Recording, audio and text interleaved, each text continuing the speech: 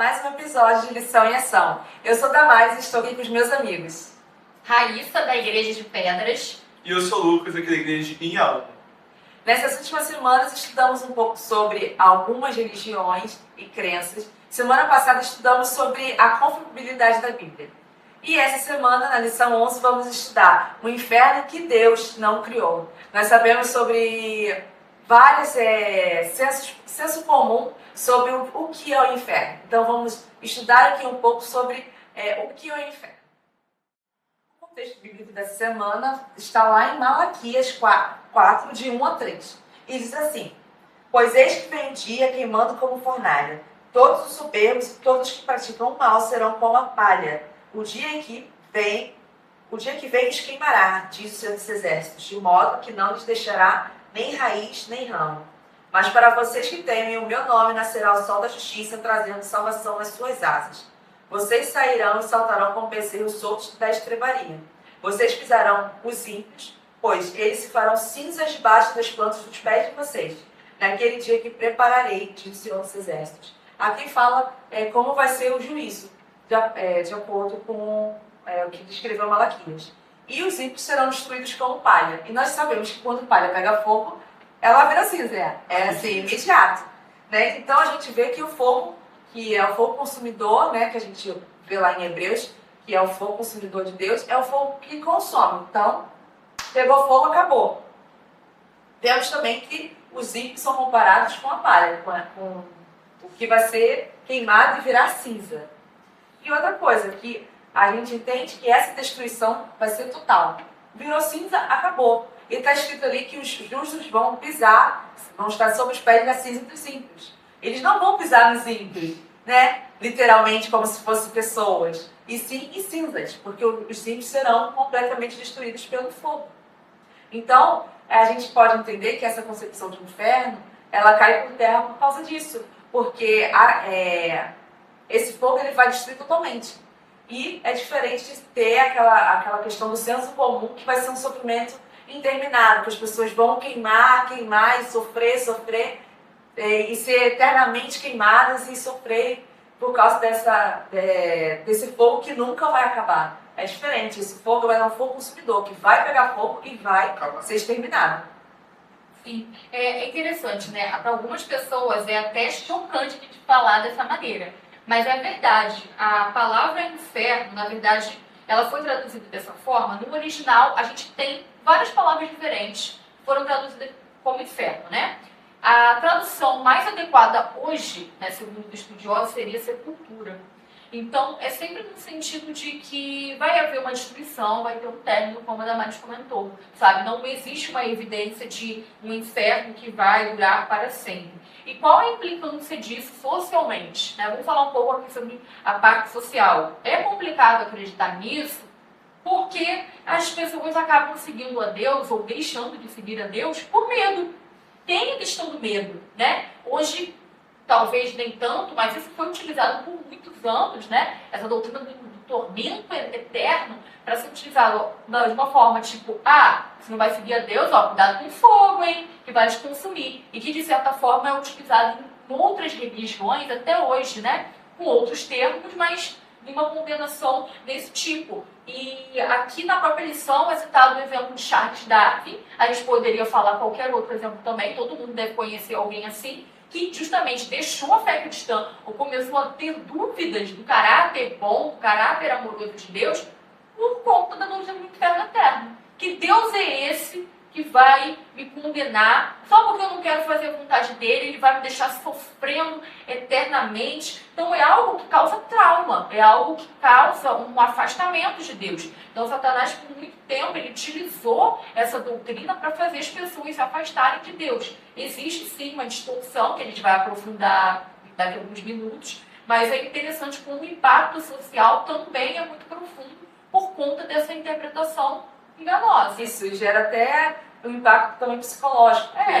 Como você falou, gera traumas. E esses traumas também abrem margem para manipulação. As pessoas usarem essa questão de doutrina de queimar eternamente com essa questão. Olha, se você não fizer isso, você vai queimar eternamente. Você precisa fazer isso certinho. Uma culpa, né? Isso, Uma gera uma culpa ali. religiosa. É. Isso gera danos também psicológicos. A filosofia até traz um pouquinho essa visão, né, da culpa, né, com Foucault, quando ele vem falar sobre a prisão circular, né, que para quem não conhece, é o mais literal possível. É uma prisão, como todo mundo conhece, mas diferente da convencional, ela é circular, onde todos os presos um observam os outros e julgam os outros e vão ali ficar regulando uns aos outros. E a mesma coisa quando acontecia, quando o povo ouvia sobre essa questão do inferno, que eu vou sofrer, se eu pecar, se eu fazer as coisas erradas, eu vou para o inferno, uma pessoa ficava ali regulando o coleguinha do lado, se viu o coleguinha falando alguma coisa, fazendo alguma coisa errada, já falava assim, ó, vai queimar, hein, vai sofrer eternamente, tudo mais, aumentando cada vez mais, porque esse terror psicológico que a gente está falando saía de somente no âmbito dentro do templo e começava a ir para dentro das cidades, dentro das próprias casas das pessoas, ficava ali o dia inteiro, eternamente assim, não, eu vou sofrer, não posso fazer isso, não, vou sofrer, não, vou fazer isso, eu vou sofrer. E ficava aquela angústia, né? Porque não, hoje em dia a gente conhece mais sobre isso, mas a ansiedade que se tinha provavelmente na época, de assim, nossa, se eu errar, eu vou ficar eternamente sofrendo, era muito grande. Então, assim, causava muito desconforto provavelmente para as pessoas, como a gente deu exemplos aqui, muitos devem conhecer outros exemplos. As pessoas ficavam desconfortáveis com o simples fato de saber que, assim, se eu pecar e morrer em pecado, eu vou passar a eternidade sofrendo. Né? E aí fica até a pergunta, assim, para eles pensarem, como é que um Deus de amor, um Deus de carinho, que quer tanto bem da gente, deixaria esse inferno para poder deixar a sua criatura sofrendo, tendo ali momentos terríveis eternamente? Bem, agora na lição de quarta-feira a gente vai entender um pouco sobre a questão da imortalidade da alma, né? Da onde que surgiu isso. É interessante a gente pensar que essa doutrina, entre aspas, dessa filosofia é muito antiga, né? Ela tem uma origem grega e ela sustenta a ideia de que o céu e o inferno já estão habitados por almas desencarnadas logo após a morte. É uma crença relevante, muitas pessoas acreditam nisso até hoje, em várias religiões, né? No entanto, a gente tem que pensar que não é porque é uma crença antiga que significa que seja bíblica. Tem essa questão, né? A Bíblia afirma, gente, em Eclesiastes 9:5, que os mortos não sabem de nada. Esse é um ponto importante, né? As que, segundo a Bíblia, a gente não vai aprofundar de uma maneira como deveria, né? O livro de Apocalipse, mas a gente vê que, primeiramente, ocorrerá a ressurreição dos justos na volta de Jesus e depois a dos ímpios ao final do milênio. O que vai acontecer ao final desse milênio, né? A gente vai ver aí que aqueles que rejeitaram a salvação vão receber a sua sentença. Isso é bíblico. Né? De que maneira? Com a destruição definitiva. Né? Ali no relato de Apocalipse 20, para quem quiser ler, né, em casa, de forma assim, mais específica, não há relatos de que vai ser um fogo que vai queimar para sempre. Né? É dito que haverá uma destruição definitiva pelo fogo, que é diferente. Um outro ponto também que é importante a gente pensar é em Gênesis 3, versículo 4, né? Quando a serpente conta a mentira no Éden. É certo que vocês não morrerão. Então é interessante, a doutrina da imortalidade da alma, ela começa no Éden, mas ela não começa por Adão e Eva, e ela não começa por Deus, ela começa pela serpente. Então vamos pensar, se ela já solta essa frase, né? A gente sabe que Satanás é o pai da mentira, então essa frase já é uma frase mentirosa. Ela deu origem a algumas das nossas crenças até hoje, né? É certo que não morrerão. Bem, então se não morre, essa alma vai para onde? Uma coisa que a gente pensa, né? Mas a gente vai para Eclesiastes e vê que isso não faz sentido. Se os mortos de nada sabem, então acabou, encerrou, e somente após a volta de Jesus é que essa sentença ela vai ser feita. Então, os que estão salvos e após o milênio, para os que se perderam, né, que vai haver aí a destruição final. Gostaria também de colocar uma outra passagem bíblica, que é Romanos 6:23, que é uma passagem bastante conhecida da Bíblia, que fala o seguinte: pois o salário do pecado é a morte, mas o dom gratuito de Deus é a vida eterna em Cristo Jesus, nosso Senhor. A Bíblia deixa claro que o salário do pecado é a morte. Ela não usa um outro termo para falar novamente que vai haver uma tortura eterna, né, para aqueles que negaram a Cristo, é a morte. Vai se encerrar. Então, não tem por que a gente pensar que após isso vai haver um novo ciclo de torturas ou algo do tipo. Não, e até interessante, a gente vem falando aqui na parte de quinta-feira sobre fogo de Deus também, né? E é muito importante a gente entender de como é que esse fogo vai funcionar no fim dos tempos. Porque ao mesmo tempo que esse fogo vai consumir os ímpios, os salvos serão restaurados por esse mesmo fogo. Uma analogia que a gente pode pegar aí, mais ou menos, é o processo de purificação do ouro. Quando o ouro é extraído da natureza, ele está lá cheio de impurezas, com várias coisas ali no meio. Porém, né, a pessoa muito inteligente pensou assim, já que o ouro demora muito mais para poder derreter, tem um ponto de fusão muito maior, por exemplo, eles colocam ali o ouro em altas temperaturas para poder consumir as impurezas que tem ali no meio, normalmente ferro, cobre que tem ali no meio, e aí, após consumido todas essas impurezas, o ouro fica ali, sobra somente o ouro, somente a coisinha bonitinha que todo mundo gosta e busca bastante, por sinal. Então, assim, no fim dos tempos, quando tiver o dia do Senhor, vai ser da mesma forma. O fogo que vai descer aqui na terra vai somente consumir os ímpios. As pessoas que estavam ali pecando, não queriam saber de Cristo, não queriam ficar longe de Cristo e tudo mais, essas pessoas serão sim consumidas e, como a gente falou anteriormente, vai acabar ali. Vai ser retirada da equação, vai ser colocada de lado e acabou. Não existe mais essas impurezas. E vai sobrar somente as pessoas dos salvos. Pessoas que realmente aceitaram a Cristo e tudo mais. Até na parte da lição aqui vem dizendo, né? O mais impressionante é que são os justos e não os perdidos que habitarão para sempre no fogo da presença divina. A luz da santidade de Deus traz destruição para os ímpios, mas gera vida para os fiéis. Da mesma forma, lá quando Moisés encontrou a sarça ardente, né, encontrou ali o fogo, mas como um abrigo, não como medo. Ele se sentiu bem naquele lugar porque ele entendia que aquele fogo ali representava a presença de Deus com ele. E aquele fogo trazia paz, tranquilidade, da mesma forma que nós devemos ter. Diferente das pessoas que têm medo do inferno, porque vai morrer e ficar queimando eternamente, nós temos que ter paz, porque nós sabemos que esse fogo é que vai nos purificar no fim dos tempos. Sim. E a rede semântica dessa semana, a palavra é aniquilação. E a gente aqui já, o que foi falado aqui, a gente pode tirar algumas palavras. A primeira delas é morte, aqui, de acordo com o que a Raíssa falou, e em Romanos 6:23.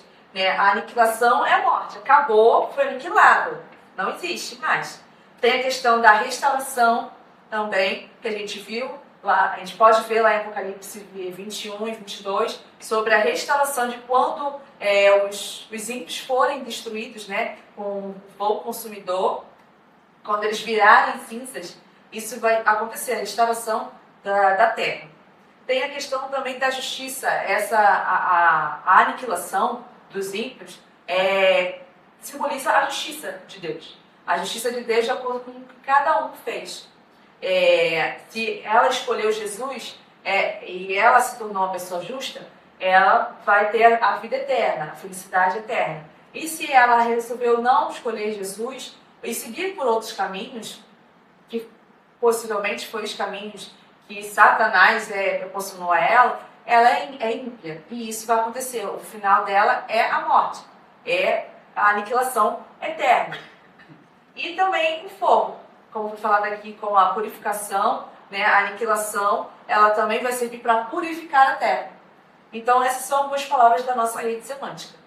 E para a pergunta dessa semana, a gente pode imaginar um pouco a questão de se essa situação de Malaquias acontecesse daqui a alguns meses, a gente soubesse que isso fosse acontecer, que os justos seriam protegidos por Deus e que os ímpios serão aniquilados como a palha, virarão cinzas. A questão é, se isso estivesse prestes a acontecer, como isso mudaria as nossas prioridades hoje? Fala galera, sou Crisão da Igreja do Engenho da Rainha e vim responder a pergunta que me foi passada sobre a lição 11.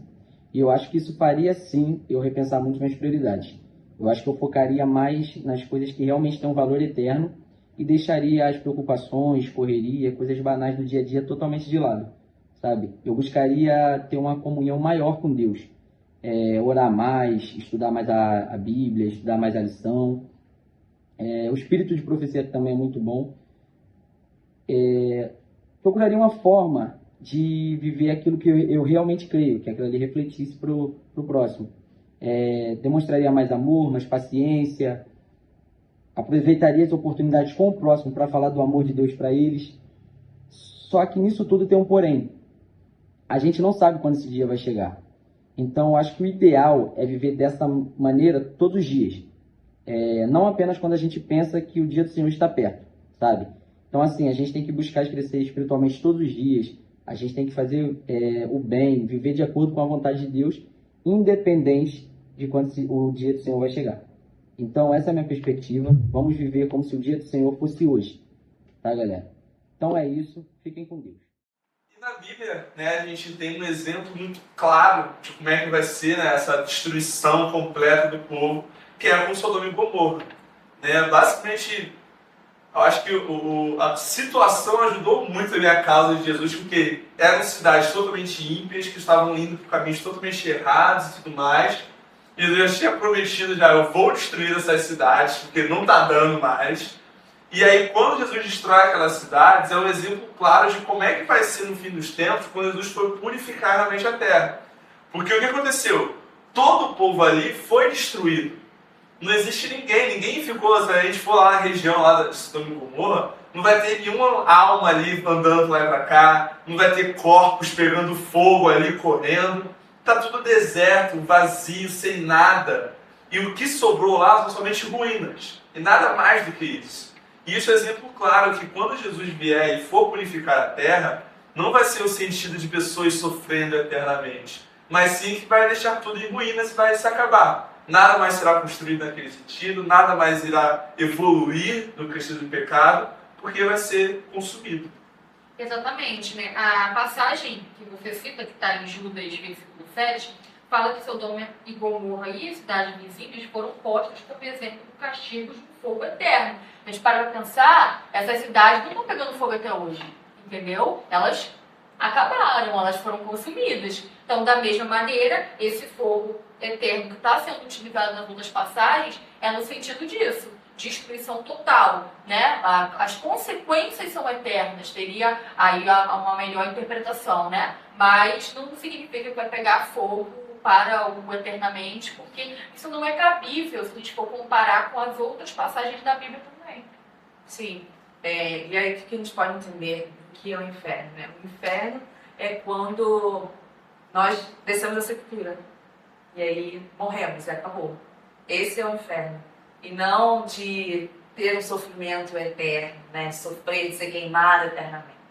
Esse é o inferno que é ensinado na Bíblia, a sepultura. E nós sabemos que agora, o ano 2026, finalmente começou. Né? Tivemos Missão Caleb, em janeiro, em fevereiro tivemos os retiros espirituais e o Ministério Jovem da Terceira Região está em movimento. Sabemos que o ID está fazendo aqui, desde o final de fevereiro, está fazendo os PGs deles. Também tem a galera do Maranata Colégio Olaria, o Elo Jovem, que está fazendo sua classe jovem. O pessoal do Jaer também está participando. E semana que vem teremos um luau do pessoal do Jaer. Então, a Terceira Região está em movimento para salvar o pecado e guiar no serviço. E essa semana, nosso plano de ação é orar pelos Ministérios Jovens da Terceira Região para esse ano de 2026, que começou agora com todo vapor, né? Teremos Convenção Jovem, teremos Dia Mundial, daqui a pouco. E vamos orar para que o Ministério Jovens daqui da Terceira Região, da Instituição Rio de Janeiro, continue salvando o pecado e guiando no serviço. Vamos orar? Oremos. Senhor Deus, amado Pai, nós agradecemos a Ti por esse momento em que estivemos meditando, estudando sobre a Tua Palavra. Que o Espírito Santo se faça presente nos nossos estudos bíblicos, que a gente possa ter uma compreensão profunda da Bíblia para não cair em heresias, né, e não acabar não sofrendo desnecessariamente com interpretações erradas. O Senhor nos guie nesse sentido, para que a gente sempre ensine com verdade, que a gente ensine conforme o Senhor deseja, e que o Senhor possa encaminhar esse ministério, todas as ações aqui que foram citadas pela Damares, que serão feitas pelos jovens e para os jovens. Abençoe essa igreja, Senhor, em todas as ações que ela for praticar, é o que pedimos e agradecemos em nome de Jesus. Amém. Amém. Esse foi o Lição em Ação!